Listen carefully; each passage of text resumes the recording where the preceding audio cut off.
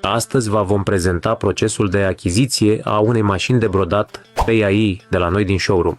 Fiecare afacere de broderie începe cu o alegere corectă. La noi, totul pornește de la nevoile clientului.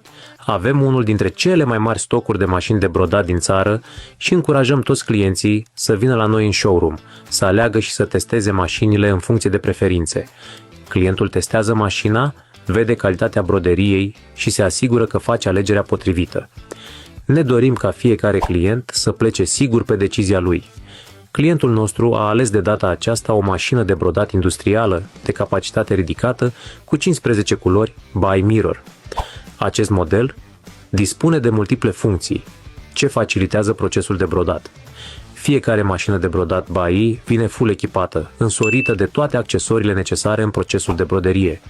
Livrăm mașina direct la client, acasă sau la atelier. Ne ocupăm de instalare, ca totul să fie exact așa cum trebuie. Pe lângă instalare, clientul beneficiază și de training gratuit la fața locului, precum și de suport pe toată perioada garanției.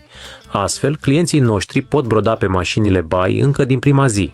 Dacă vrei o mașină de brodat aleasă corect și instalată profesionist, te așteptăm la noi.